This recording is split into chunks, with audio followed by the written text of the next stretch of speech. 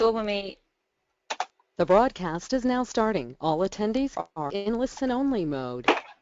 Hello everyone. This is Duke Sayer from the Achievers Academy, and this is week 3. And as you can see from the slide, if you would go to the next slide, Gail, that would be amazing. If you're able to. Okay, so as you've seen from the title, and when you registered, oh, it's beautifully coming up now. We are doing love and forgiveness on this webinar this week. Now, why love and forgiveness, and what has that got to do with health? Well, I will let Gail go through that, but to tell you a little bit about Gail and who she is and why she's here and why we've invited her onto the Academy, Achievers Academy webinar. She did her webinar on DIY body detox. And, you know, if you've got health, you can have health. But what it brings about that is when you start cleansing your body, all these feelings and emotions and attitudes and programs and the way you live your life start coming up.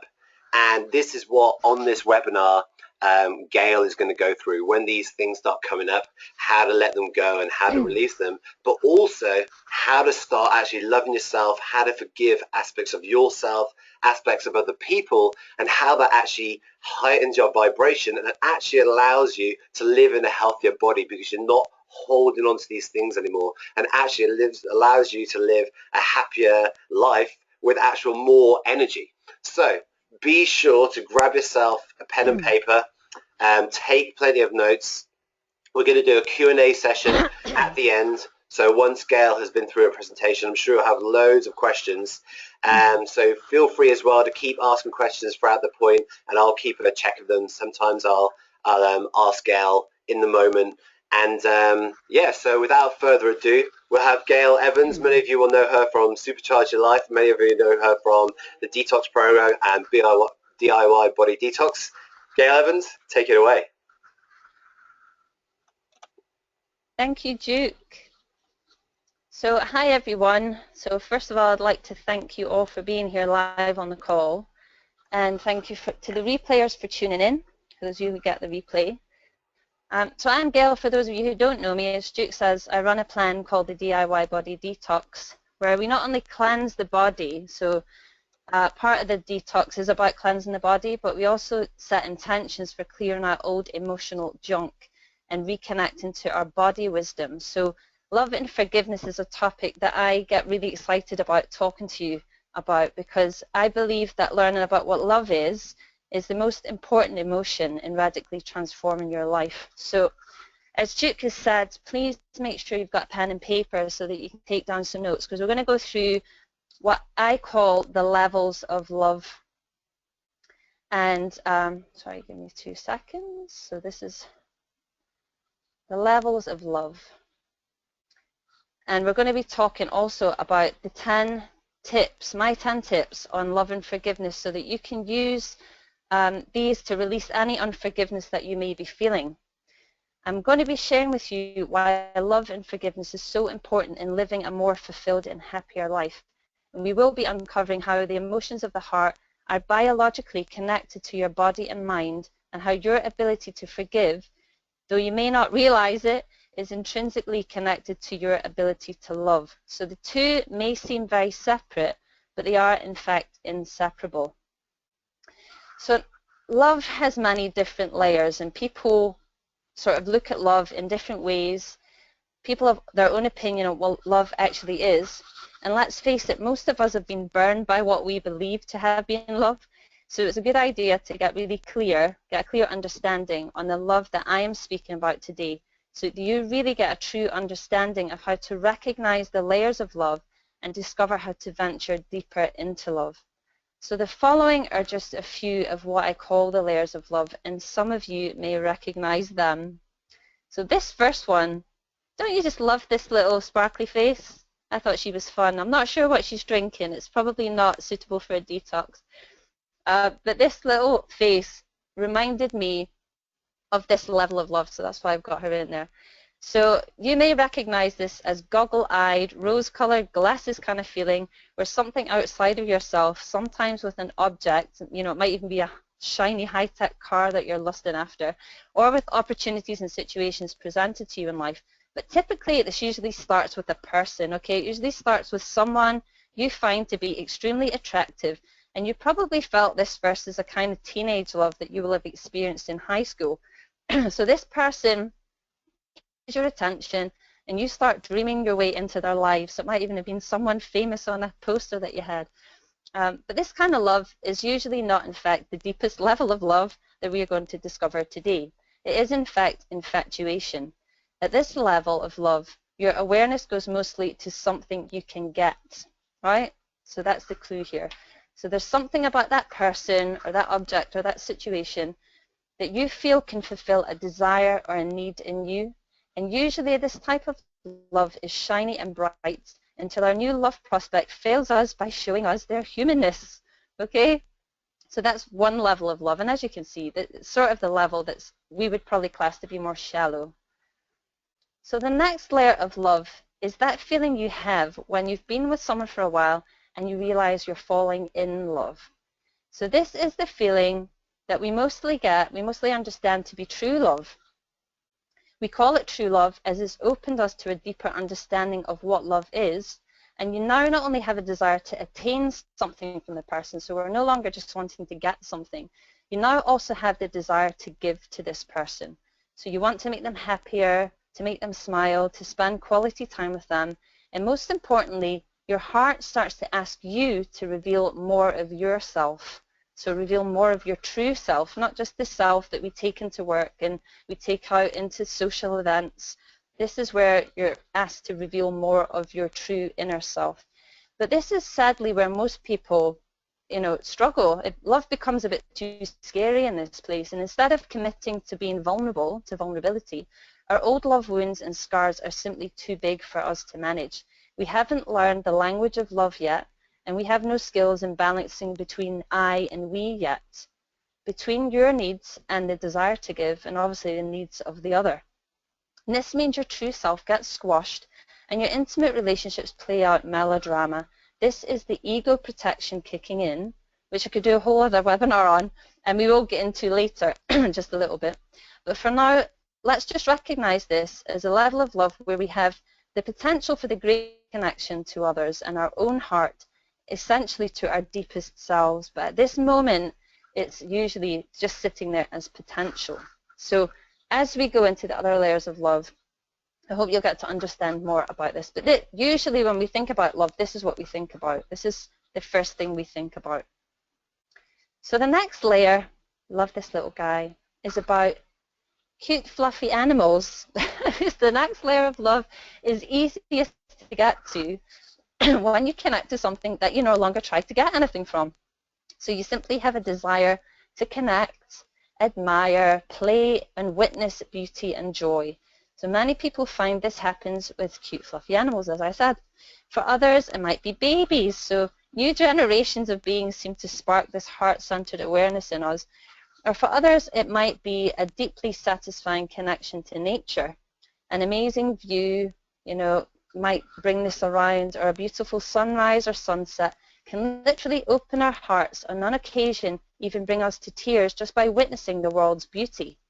This is a pure and connected heart space where the love emanating from us is simply from a place of recognition. So there's no longing, no desire, just witnessing. This is the place that many would call unconditional love, or as I prefer to call it, wholehearted love. Because unconditional love, it has got such a tainted thing about it now. Most people find it really hard to get to love that is completely unconditional. So I like the term wholehearted because it encompasses everything. And many find the closest to that feeling they're able to get to in respect to another human being is with their own children. So though being a parent is indeed hard work, somewhere in us we're able to get to a heart space that says, I see you, I'm willing to give freely to you, and I love you no matter what. Some of this is even proven biologically by the release of oxytocin in new mothers. So this is a hormone that some scientists even call it the love hormone. It's believed that it's released so that the mother bonds with the child and takes care of it. Okay, it also happens in relationships. Women tend to release a lot of oxytocin when they're feeling like they're in love. So the next level of love is one that most of us tend to forget about. It's self-love.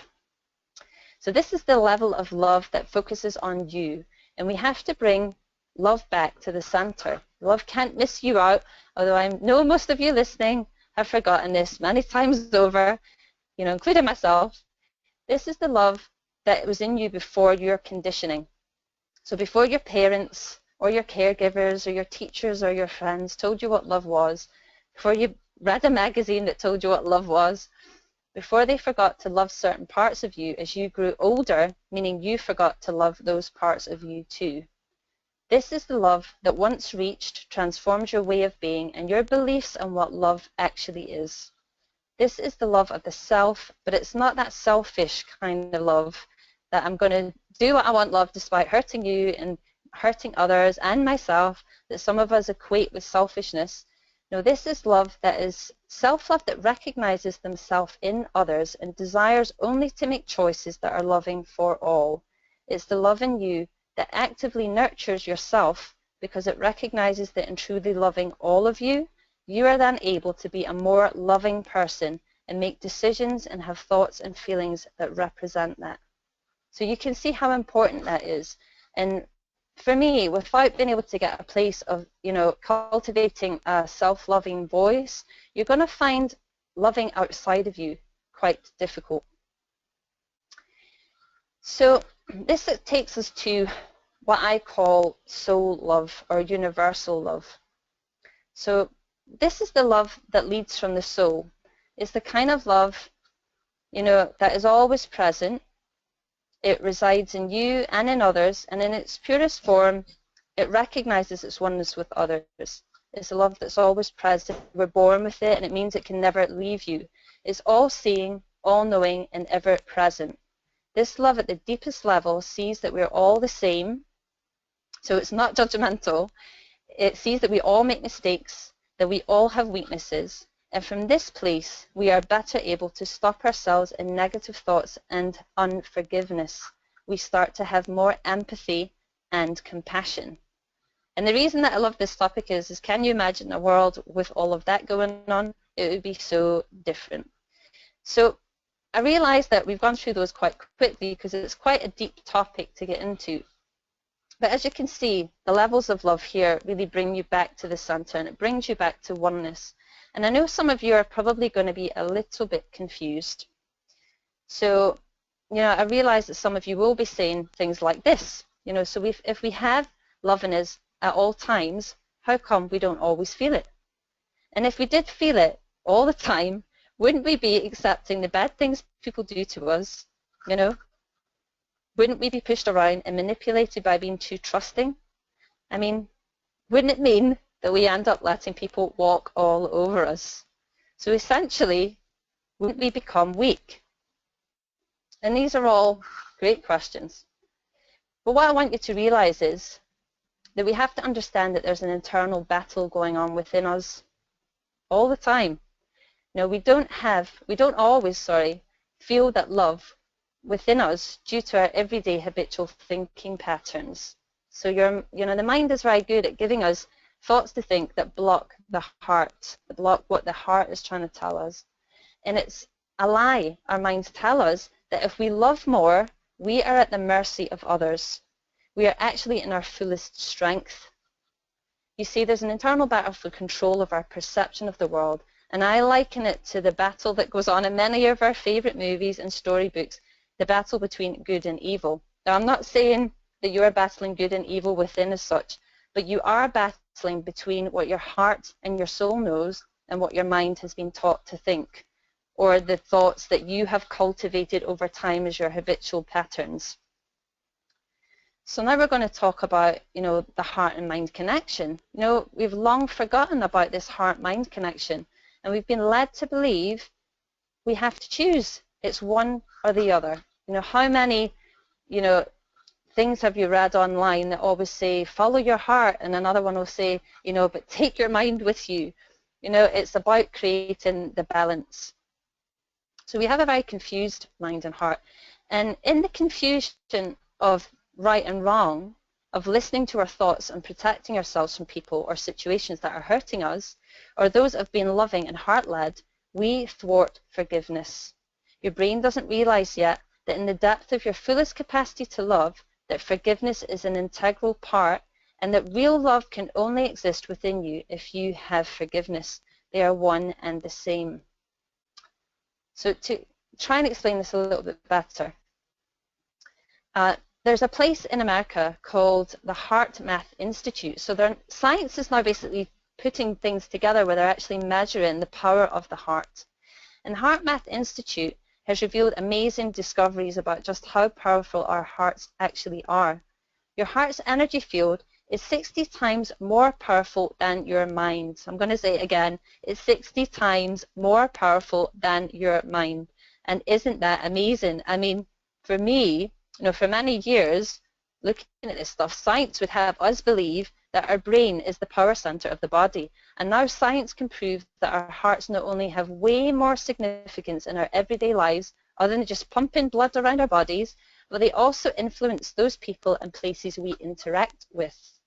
Now that might sound a bit woo-woo and strange, but it's not. It's been proven by science. So at the HeartMath Institute, they did a study called The Electricity of Touch, Detection and Measurement of Cardiac Energy Exchange Between People. Now researchers set out to determine whether the heart's electromagnetic field, as measured by an ECG, in one individual could be detected and measured in another person when the pair either were seated within about 3 feet of each other or they held hands. The results of the electricity of touch experiment were positive, and it showed when people touch or are in proximity, a transference of the electromagnetic energy produced by the heart occurs. That felt like a right mouthful to say. So whilst your unforgiveness is essentially affecting you inside, you are also potentially radiating that out into your environment. So this is when it comes down to, quantum physics and all of this juicy stuff that science is now delving into. They can actually prove now that the energy that you emit from your heart can affect other people. It can affect your environment. So I'm going to ask you now if you're ready to hear what forgiveness is really about. It's not usually what we consider forgiveness to be about. So I'm hoping you're ready for this. So your ability to forgive is not really about forgiving that person or that situation. I'm going to say that again as well. It's not really about forgiving that person or the situation. Despite what you may think, it doesn't have much to do with anything outside of you. So it's really an internal job. It's not about letting somebody off the hook, and it's not even about forgetting the experience so that you can move on. It's actually a call towards self-love. Okay, so it's a call for you to get deeper through the levels of love, where your desire to look after yourself and love yourself is much greater than the protection your mind wants to put in place. Okay, because there's a part of us, our ego minds, that want to get in there and protect us from the things that hurt us. But I'm going to show you now why that also thwarts our ability to love and our connection. So your mind will trick you into building castle walls that protect your heart. But these walls are built with unforgiving thoughts, and those thoughts, get my teeth in, are actually poisoning you from within. So these supposedly protective walls also keep your heart bound behind them, which denies vulnerability, the revealing of your most intimate and loving self, and ultimately creates a condition to where you aren't free to be your most authentic self. And the funny thing is, you are the one sitting there holding on to the resentment and repeating the story in your mind of who or what is right and wrong. You are the one suffering. At the deepest level, an unwillingness to forgive is abandonment of the self. So if you look at it this way, an unwillingness to get to forgiveness quickly is actually self-abuse, because the person who you're hurting is this little guy or this little girl inside. Okay? So as you leave your heart protected, in inverted commas, behind anger and blame, the love that you have inside, the natural, innate ability that you have to love, that you've had as a child, it can't get in, and it also can't get out. So what do we do about our inner heart walls? So how do we become more forgiving? Are there things we can do to actively open our hearts and minds to more love and rid ourselves of the resentments that hold our hearts hostage? Well, yeah, there are. But it's going to take some work. So we have to recognize that our hearts and minds are usually not in alignment for most people. Our thinking usually takes precedent, and if our hearts are hurting, we tend to believe the mind's first thoughts, and this is where it gets super tricky. We have to understand that it's our hearts that should be leading our minds. But what happens is we've closed our hearts, we've hidden it behind our little protective castle walls, so our brain overthinks to find a solution to this problem. And usually the solution ends up being the castle wall every time, right? So we have to work with our minds and our hearts, work on our thinking as well as working on our forgiving heart muscle. This in time will bring about more balance in our thinking and our feeling. So now I'm hoping you've got your pen and paper ready. Hopefully you've written down some notes from this, but you will be able to catch it on the replay. But I'm going to give you now my 10 tips on becoming more loving and forgiving. So please write these down as you take them in more when you're actually writing. So my first tip, let me see. I've said 10 tips, it's actually 8 tips. Sorry about that. I've got 8 tips. So the first 4 are for your mind, and the next 4 are for your heart. So the first tip is create space. Slow down your thinking, meditate. So you could do guided meditations. If you're not familiar with meditation yet, it doesn't even have to just be sitting in a position, a lotus position with your legs crossed for 5 or 10 minutes. You could also be walking in nature, you could go swimming, you could go running, you could also do yoga. All of these help to create space so that you can catch the thoughts that may not be serving you. Okay, so the first one is creating space so that your mind isn't overthinking. Number 2 is get curious. So don't believe the first thing you think. Get curious and ask questions.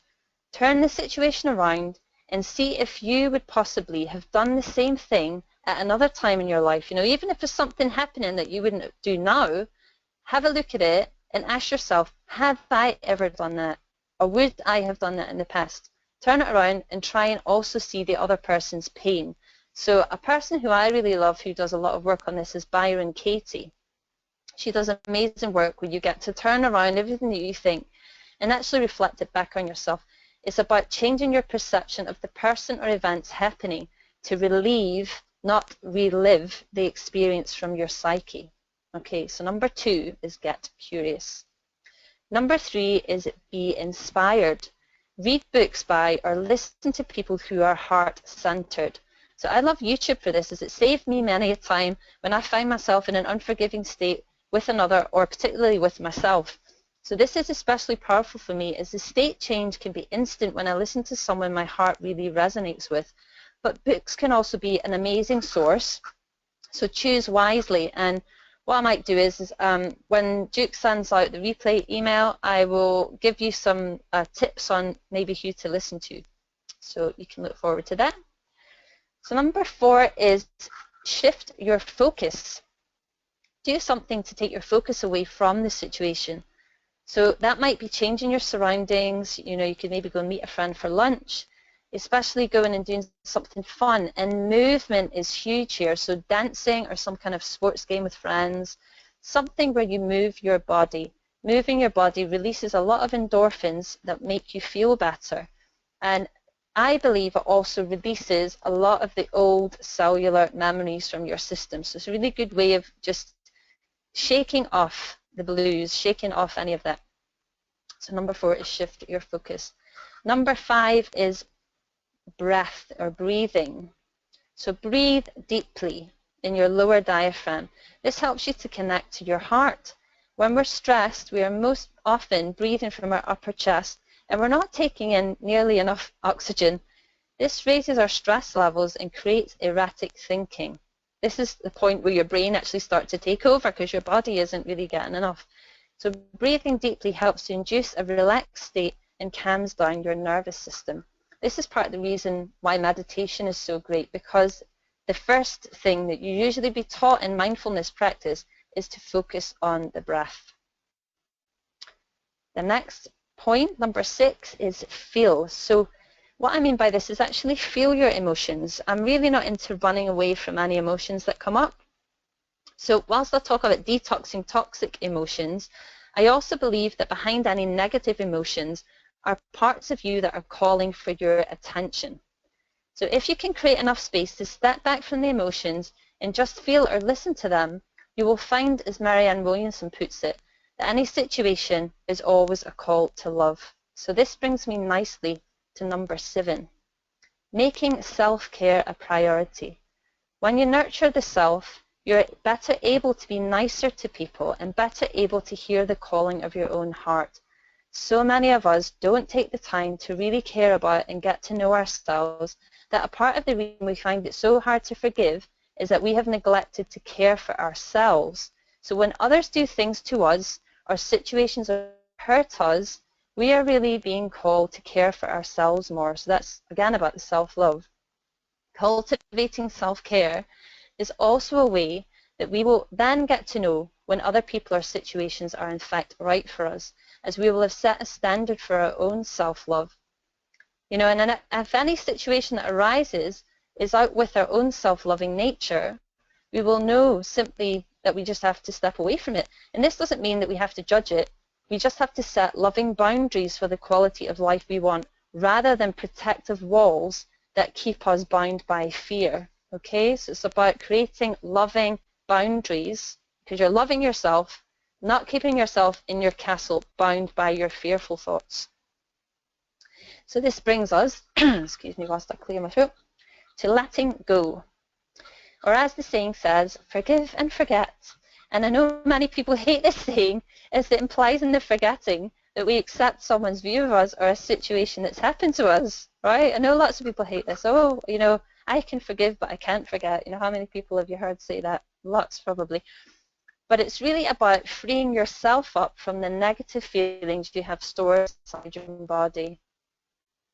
So to make things a bit clearer on why love and forgiveness are inseparable, and that reveal just how much choice you have in this, let's take the phrase forgive and forget and split it into 2 parts. So forgiveness comes with a choice. Forgive, forgive. Okay, we're splitting it here. You give of yourself. It's a choosing within to see the person or the situation in a better light than first appears. Okay, so it's giving of yourself. It's actually, I'm going to extend myself into this situation. Forget. To forget is to forgo getting. Right? So you're no longer trying to get something. You're not trying to get someone to be different or a situation to be different from what it is. And in the letting go, you finally free yourself from the poison of unforgiveness. So I hope you understand. Maybe it might be an idea for some of you to write it down as well. So love is actually forgiveness, and this is why we can't separate the two. Love and forgiveness are the same. And it's why I believe that most of us have never truly experienced the depth of true wholehearted love and have issues around forgiveness, because ultimately it takes work, right? And you know, we haven't yet quietened the mind and cultivated a loving voice within. Our hearts and minds are not yet friends, and the reality is they need to become friends so that we can live the most abundant, love-filled lives that we can. Both our hearts and minds have to work out together to achieve this, so that we as wholehearted people can come back into a natural balance between our heart and mind. So that brings us to the end of this little presentation. So we're going to do a Q&A in a minute, and I'm hoping that some of you have understood that, but if you haven't, then please feel free to ask some questions. So I'll pass you back to Duke.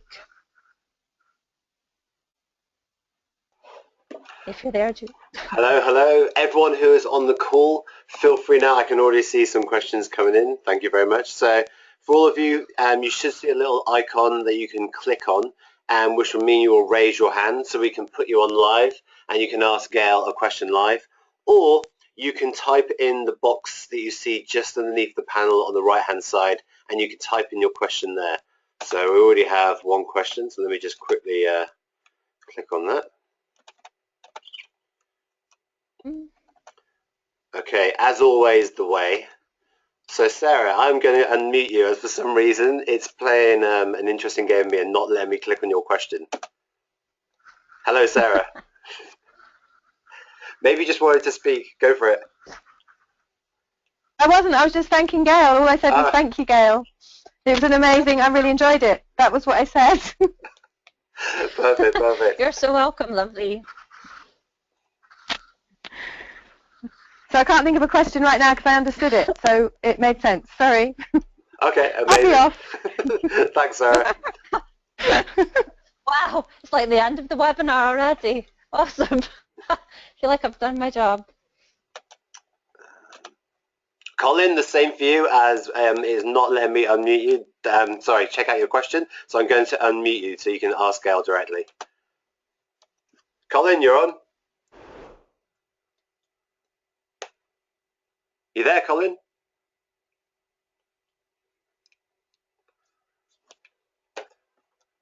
Colin has vanished. Okay, so I'm gonna mute you back again, Colin, and I'm gonna unmute AJ. Feel free to ask your question, AJ. You there, AJ? Don't be afraid of me.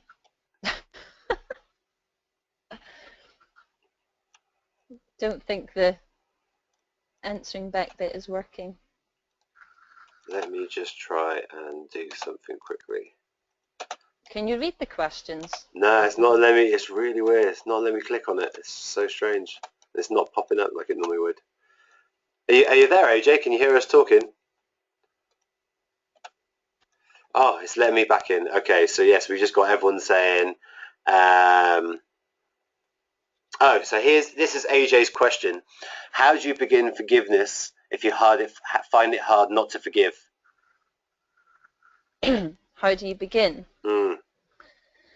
So what I would say is literally the tips that I've just given is to go and to start doing that, because without you connecting to yourself, there's no way that your mind can get to forgiveness. You have to connect to a heart space that your mind is never going to be able to get there because it's too busy trying to protect you.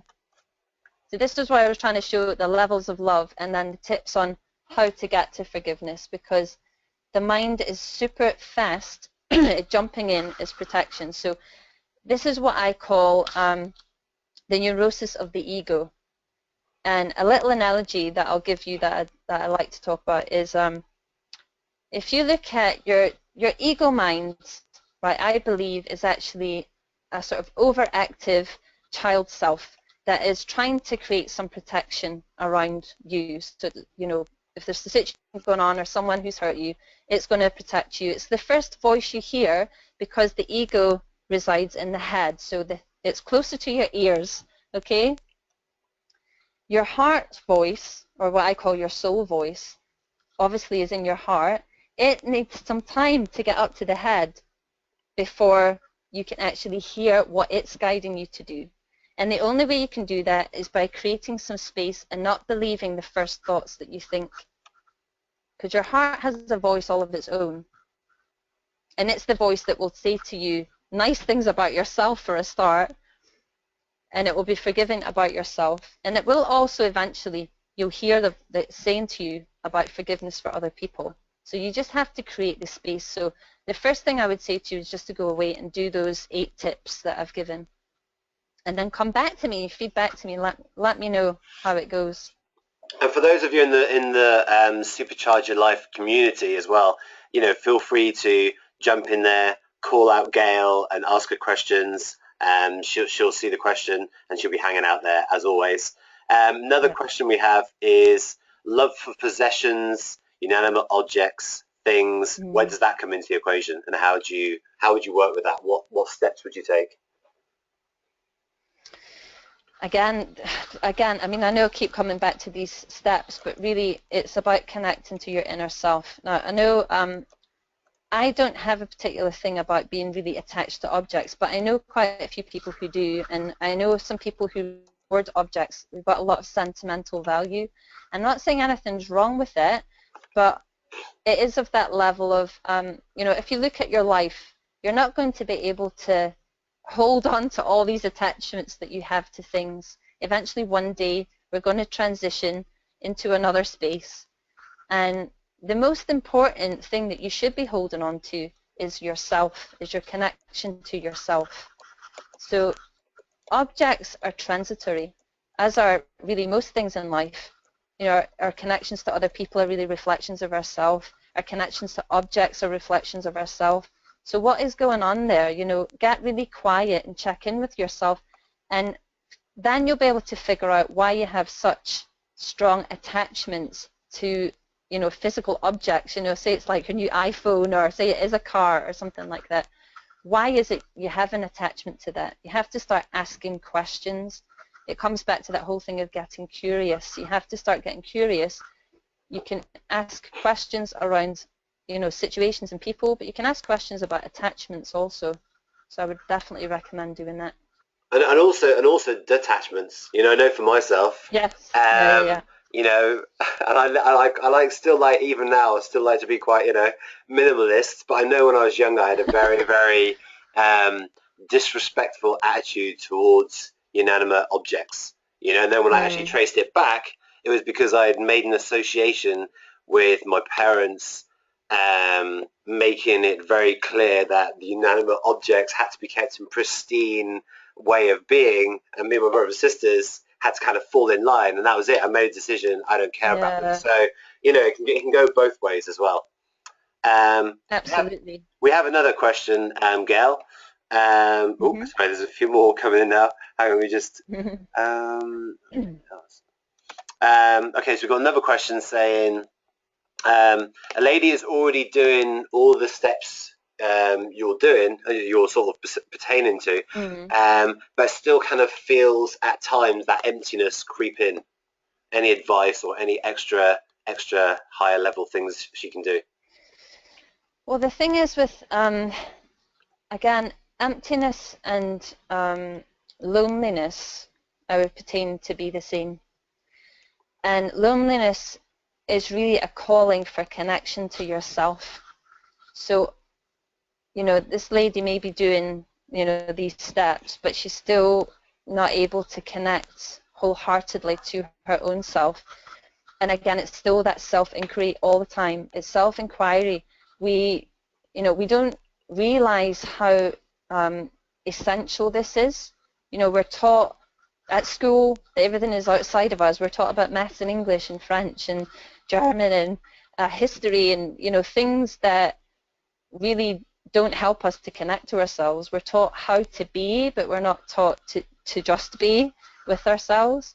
And again, I don't know what this woman's, you know, environment is like. It could be maybe something in her environment that is creating a loneliness feeling, but it still ultimately comes back to self-connection. So without knowing her total circumstances, it's hard for me to say, other than, like I said, an emptiness or a call for, or a loneliness is still a part of you calling to you for connection. So or even if you feel that void, maybe there's a part of you, some level, which experienced brokenheartedness. So no matter what you do, no matter what you strive for, no matter how much success you get, no matter how much material possessions you get, you still feel that void because you haven't gone there and kind of, like you're saying. Exactly. Yeah. You're so right, because a lot of people do that. They go out, like the guy who was talking about possessions, they go out and they try to fill themselves up with things. So, you know, it doesn't have to be possessions. It could be anything. It can be a career. It can be money. It can even be sex. There are some people who try and fill themselves up with that. But that isn't ever going to fill you up. The only thing that's going to fill you up is when you actually connect to yourself. And when you start to recognize the difference between your soul voice, you know, the voice that really comes from your heart, and your head voice, your ego, then there's some differentiation that starts, and you start to really feel more centered and calmer, and you start to feel that connection. So it's all a work in progress. You have to just keep with it. And also, just the point that's popped into my head is also get yourself around like-minded people. You know, people who understand what this work is, because there aren't many people doing in their work. yet. You know, people are starting now, but there aren't many people doing it. And, you know, it's a good idea to get around people who are on the same wavelength so you can really bounce ideas back and forth. You know, that's why come into the Supercharge Your Life community, join that group on Facebook, you know, get in there and share with people. Okay, I'm just going to check in with you, Sarah. You've been putting up your hand, so I hope that was on purpose. So I'm going to unmute you now. Sarah, do you have a question for Gail? Yes, hi. Thank you very much for the talk. I just wanted to ask, what do you mean by connecting to yourself? Because you've mentioned that so many times, but I don't quite understand that. So could you please explain a little bit more? Thank you. Yes, I will try and make it not sound too woo-woo and hippie. So basically what I mean about a connection to yourself is, as we grow up, so we obviously start as little babies, we learn what love and connection is through our parents or our caregivers, and we define who we are by those criteria. Does that make sense? Oops, yeah. Yeah, so we basically, your definition of who you are is set by those parameters. Now, that's not really who you are in your fullness, because there will be parts of you over time. You know, parents are really great at loving us unconditionally when we're tiny, but as we get older, they want us to conform to their view of who we should be. So there are parts of us that we then diminish or dismiss as we grow older.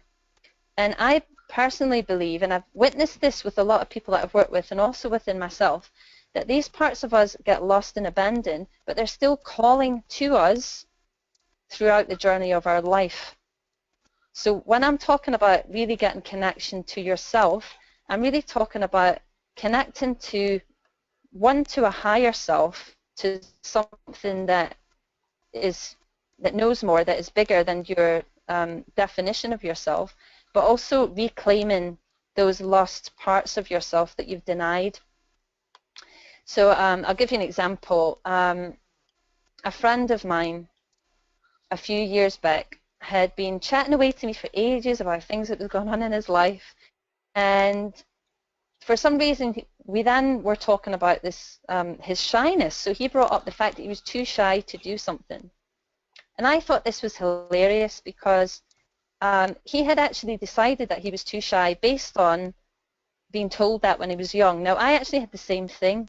I was an extremely shy child, and I was told that over and over again. Oh, you can't do this because you're not confident. You can't do this because of that. Now, at some point, I then had to choose whether or not I was going to believe that, and he was in the same space. But he, you know, I had chosen not to believe it or to get over it and reclaim my confidence back when I was about 17. I decided that I wanted to work on it. Like, he was about that time 26, and he still couldn't actually see that he wasn't a shy person. He was just owning that. He just sat and told me all about his life, all about things that were going on, and been really demonstrative in it with, you know, the things he was talking about. I couldn't see any shyness there, but he was owning it. So he then had to go and do some work to reclaim his confidence, to actually listen to himself and realize his true nature. So that's what I mean when I'm talking about getting connected. It's finding out about your true nature, the realness within you that's been denied. Does that make any more sense to you? Kind of, but there's still a missing bit. Is at what point does the person recognize that they're not who they think they are? Because only by, sorry, continue, sorry. no, because, you know, we get told stuff, and is it a feeling that somebody gets that they think, actually, I don't believe this anymore, or I don't really know. So, you know, that's sort of why I'm a bit confused to sort of think, where does this connection start, or how does it start? Is it a feeling? Is it a sudden, I don't know, like enlightenment, sort of like aha moment, or what does it look like, or feel like, or sound like, that, etc.? So to answer that, it's a really good question, and it's absolutely different for everybody. So for myself, I actually found a connection to this voice. Although I sort of had it a little bit, it was much more profound when I started meditating. When I started meditating, I was also eating a very, very clean diet. So that's part of what I talk about in my detox, is cleaning up your diet, cleaning up your what you drink, and all of that totally cleans up your vibration. And then you're much more able to hear this inner voice that resonates much deeper in your body. It's like you just are able to hear and know. It's not like the voice that questions and worries and frets and all of that. There is another voice that you can hear that just knows things.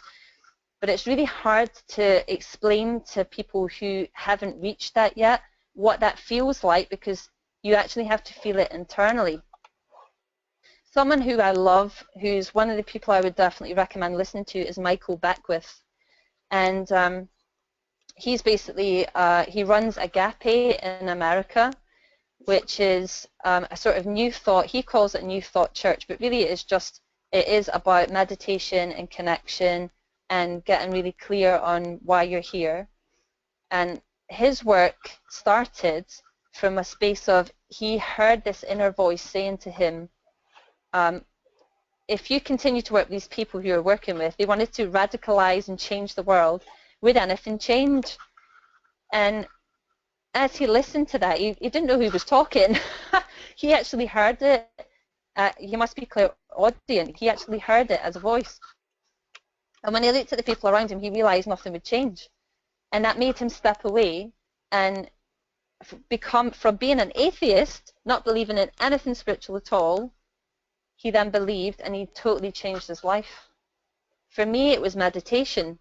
For him, it became that in lucid dreaming. For some people, it's traveling, can change them and help them to hear something else. So really it's really super hard for me to tell you what yours will be, and sometimes time is a factor. I would definitely recommend start with meditation and do it regularly every day. Do something every day that gets you in a really high vibration, because that's the only place you're really going to hear it, is when you get yourself into that state. What I'd say as well, Sarah, is remain in question. Gail might have something to add to this, but just continue. I had someone say to me many years ago now, Duke, your soul has no voice. I was like, okay, thanks. What does that mean?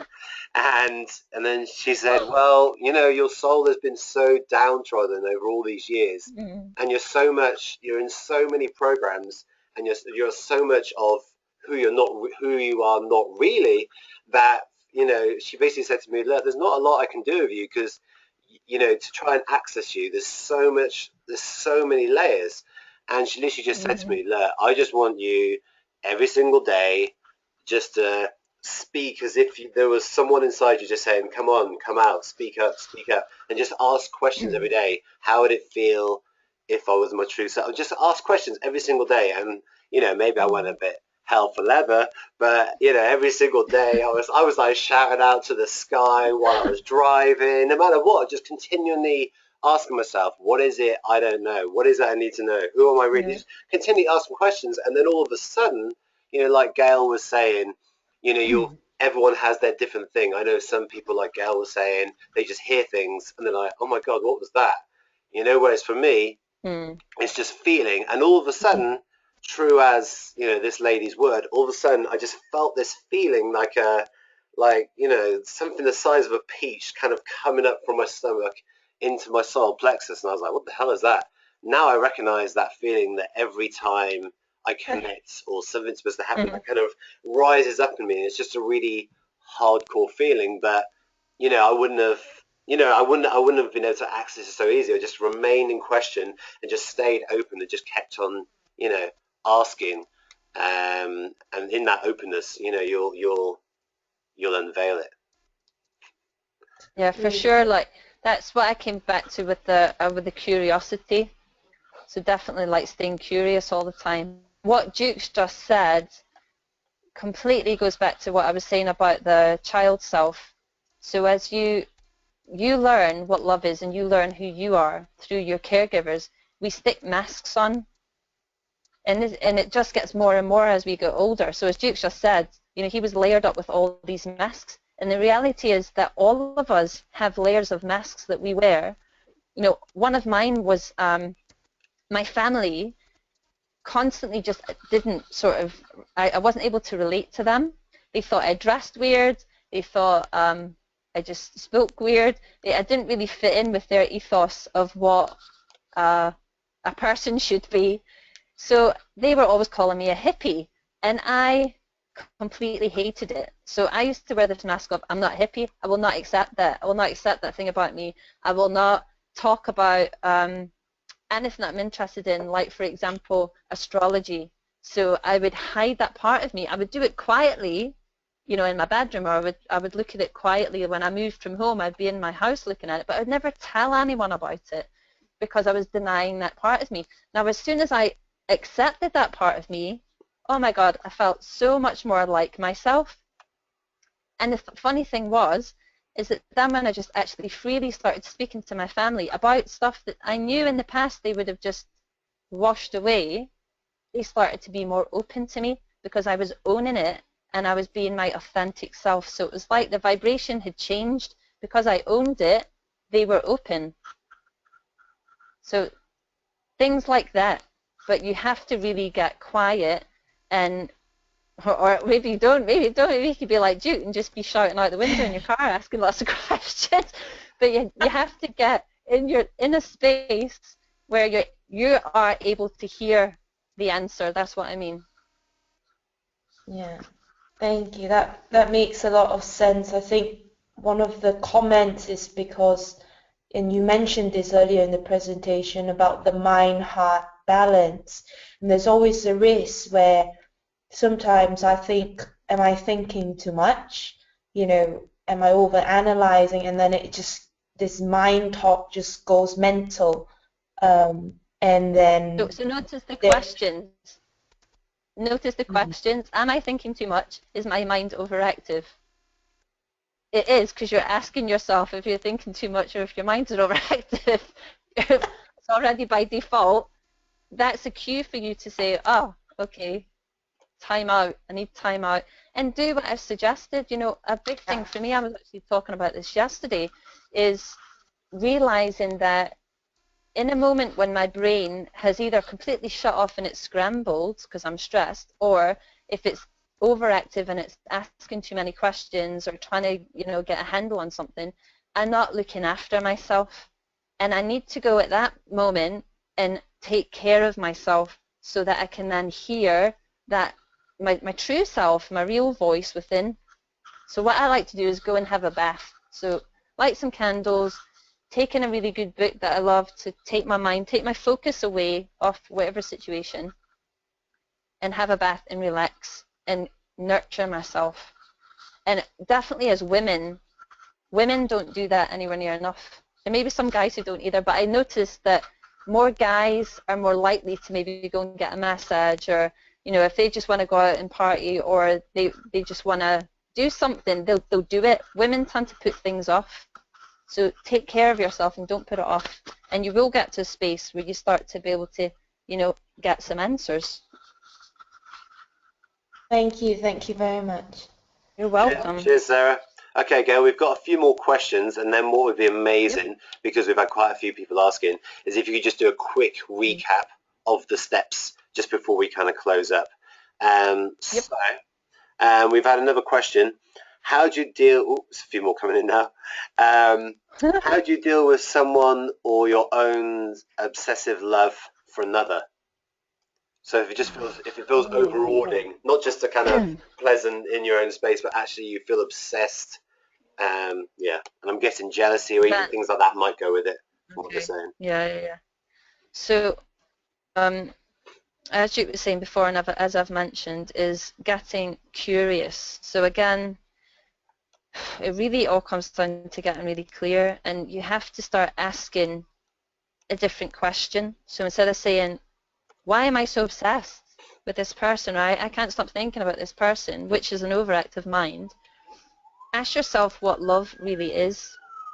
Now this comes back to the levels of love, and one of the levels is infatuation, where you're looking to get something. And there can also be an element of I want to give love as well, because us as human beings, we are all connected, and there is a natural thing of we want to give love and we want to receive love, and that's fine, but you need to really dig underneath and see why you have such an attachment to that person or that situation. Because there will be something else going on, and it could be something from your childhood. We tend to end up in relationships that reflect things that have happened in our childhood, or one parent or another, and we can play out similar scenarios. So again, without knowing this person's, the fullness of this person's issue, that's what I would say is you have to really start asking a different question. Ask yourself why, but from a place where you're nurturing yourself, you're curious, you're open, and you're looking to do the work. You want to work on yourself. Because ultimately, even if this relationship ends, you might find yourself going into another one and having the same kind of, similar kind of feelings or similar things happening. All love is self-love. And I think as well, just with a slightly different angle to what you're saying, Gail. Yeah. If whoever this person is who's asked the question, don't judge yourself either, and don't try and beat yourself up. Let's just say you notice your behavior is maybe in your own judgment non-optimal. The first and best thing you can do is just forgive yourself and get into that neutrality of, okay, look, I'm not going to beat myself up, cool. And then from there, it's a lot easier to ask questions which you can open up to as to why you're doing it. I know a lot of people who are on this call, obviously, who've come to Skip's event, who are on Achievers Academy and on this call otherwise. Weight loss, health, having more energy is your aim as well. And forgiveness, like Gail added all of those points. Everything Gail's putting with this love and forgiveness, apply it to your food. Apply it to how you do your exercise. Apply it to how you start looking at your energy throughout the day. As soon as you start beating yourself up, as soon as you start stressing yourself, as soon as you start thinking, I should be doing this, I should be doing that, straight away you're taking, it's almost like what Gail was saying, the opposite. You're almost externalizing yourself and moving yourself away from yourself. Plus you're adding in stress and judgment and all that kind of negative energy into your body. Plus any food you're eating, you're adding in that energy. So, if you have, let's just say a Kit Kat, you have a break and you have a Kit Kat, just let it go. You don't beat yourself up that you had that Kit Kat, but like, okay, cool. That's not quite in keeping with what my goal was. I'm going to let it go. Forgive myself. Right, from now on in, I'm having my falafel wrap. No, but yeah, it did feel like that a bit. No, but do you know what I mean? So everything Gail's saying, this isn't just purely yourself, partners, people you meet. Look at all the other different aspects of your life, where these 8 steps, you can actually think, actually, how would that apply to other aspects of my life? It's not just purely our interrelationships with ourselves and other people. It's food, everything, at work, even workspace. You did something at work. Let it go. Forgive yourself. Get back to center. Anyway, so, okay, one last question. Someone asked the question, Gail, and then I'll let you, because I know we're just kind of getting to the end of the webinar. And we're very conscious of your time. Thank you so much for joining us, and it's very much appreciated. That's okay. So someone's asked, they have never heard their soul voice. So similar thing to what Sarah was asking at one point. What could it sound like, and how do you just differentiate that to your own self-talk? So I guess a bit more explanation on that. When do you know? Like some people talk about in the spiritual world, sponsored thoughts and your own thoughts and this thought and that thought. How do you know, or is it just a practice and experience?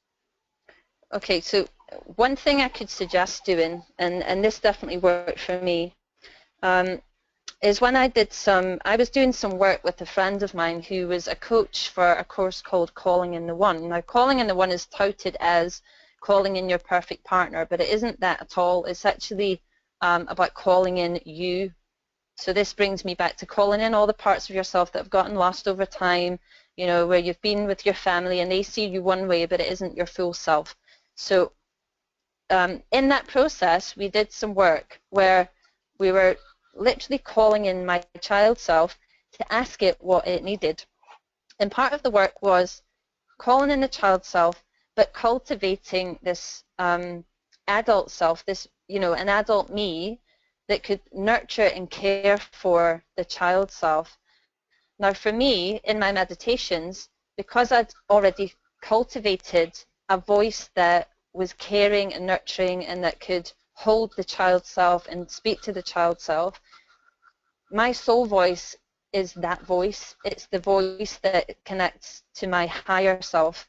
So I would really recommend going within, really listening to the emotions. So as I've said before about feeling your emotions, I don't believe that any negative emotions are just bad and that you should discount them. I believe that that's parts of you calling for your own attention, even if it, like the lady who was talking about this sort of obsessive love that she has for someone else.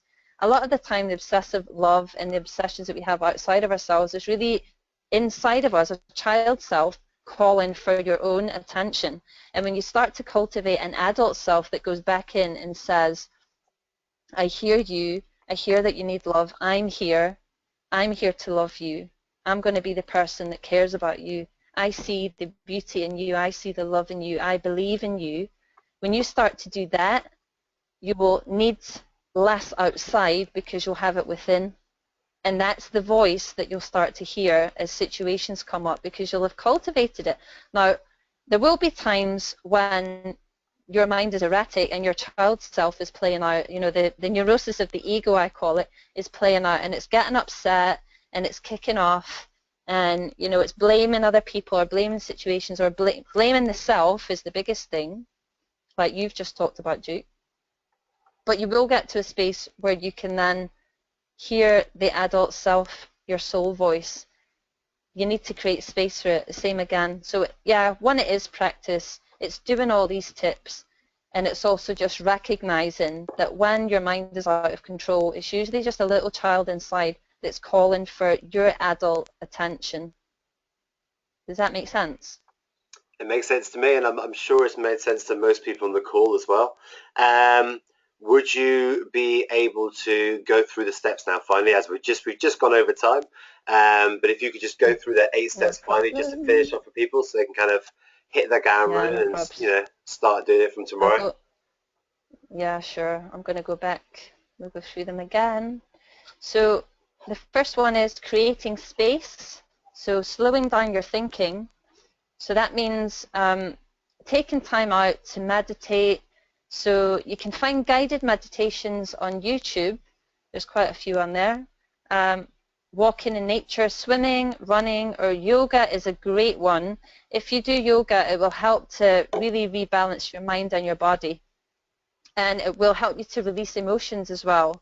So that's a really good one to start doing. Skip actually has some DVDs with really gentle yoga sequences, so I would recommend getting those. These all help to create space so that you can catch the thoughts that may not be serving you. So that's really the biggest thing, create some space. So number 2 is get curious. Don't believe the first thing you think, right? Ask questions. So like Duke was talking about, he just kept asking a question all the time. Ask questions. Turn the situation around and see if it would be possible that you might have done a similar thing at another time. So say it's a person who's done something to you. Could you have done the same in the past? Right? Helps to bring more empathy and compassion to the situation. So see the other person's pain. And it's about changing your perception of the person and the events so that you relieve it rather than relive the experience over and over and over. You want to relieve yourself of it. Number 3 is be inspired. So read books by or listen to people who are heart-centered. So as I suggested already, I go on YouTube and listen to Michael Beckwith or Wayne Dyer or Marianne Williamson's another one, or Oprah.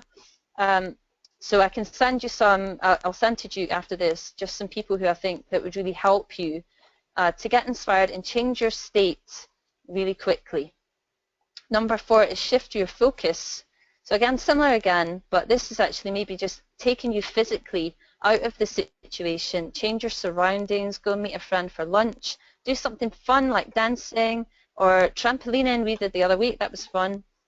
Something where you move your body so that you're actually shifting these emotions out of the system. If you imagine that any of the thoughts you're thinking and the negative emotions that you have are stored in your body as energy, and energy doesn't die, it just transmutes, it shifts. So you want to just move that body and shift the energy out of yourself.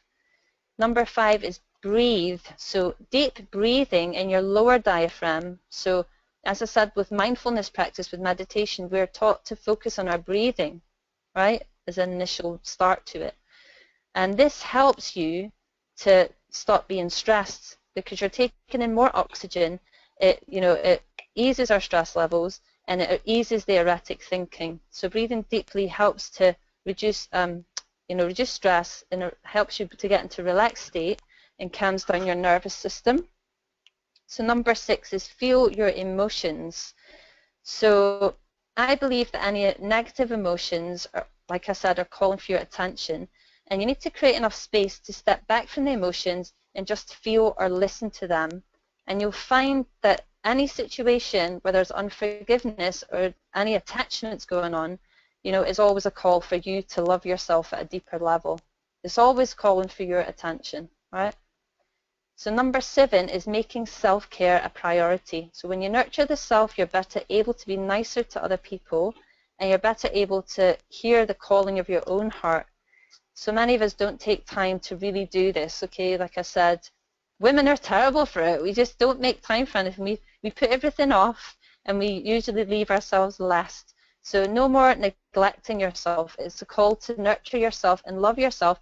And that way you can actually set better boundaries for your life. Rather than caging yourself in protection, you can set a self-loving boundary and feel more confident in it. And then this brings us to the last one, which is letting go. So, rather than just forgiving and forgetting, or not being able to forget, I should say, you want to be able to really truly let go of this situation. Okay, so I know that many people hate it, but we'll just do it really quickly. Splitting up forgive and forget. So forgive is forgive, to give of yourself, to try and see the situation differently. Give yourself some space to see a different perspective. To forget is to forgo getting, where you're no longer trying to get the situation to be different, you've just accepted the situation or the person as they are, and you're able to step out of that space. So thank you, everyone. I think that's all. Duke? That is, yeah. Thank you, everyone, for joining us on the call. Yeah, I was just checking if there's any more kind of pertinent questions that are coming through. Everyone stayed on the call who started on the call, which is always a good sign. Many messages coming through as well, actually, Gail, saying best webinar yet, people loving it, very much of that. So, pat yourself on the back. Well, if anyone's got any questions, then please join. If you haven't already, please join the Supercharge Your Life community group on Facebook. Join there and just stick any questions in, and I'm happy to go and answer them. So I think that's probably easy. Because the thing is, there will be people on here who have similar questions who may be too frightened to speak up. So by doing that, you give them the opportunity to also get answers, okay? Until they realize they're not shy and they're confident. Yeah, 100%. Okay, awesome.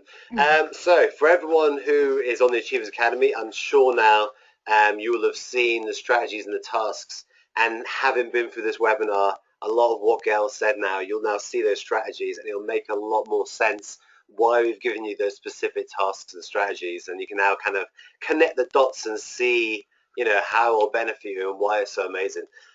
Gail, thanks very much. Amazing webinar, as you heard the feedback. Welcome. And we will also make sure, guys, we'll send out the replay of this, and we'll also send out the replay of Gail's detox webinar that she did, which very much, as Gail mentioned, kind of intertwines with some of this, because like Gail said, when you start eating healthier, and when you start, or if you do start juicing or detoxing or anything like that, some of your kind of truer self can start coming through. Like a lot of you will have heard at Skip's detox, it's not just 7 days or 5 or 6 days of juicing. There's a lot of kind of spiritual, mental, emotional processes that happen, because it puts you in that perfect space and start releasing that stuff at a very accelerated rate. So yeah, we'll make sure we send out Gail's DIY Body Detox replay as well. If you love this, you will love that as well if you haven't seen it already. And that's it from now until next Monday. Make sure you get yourself registered. Having already registered on this webinar, you will automatically be registered and you'll get an email 3 days before, a day before, and on the day reminding you. So look out for that. Next week will be on eating correctly. So yeah, that's going to be awesome. Yeah, that's it for No me. Kit Kats. Yeah, no Kit Kats, no Kit Kats. Yeah. Okay, perfect. All right, guys. We will see you next Monday, same time, 7:30 p.m. Thank you, everyone.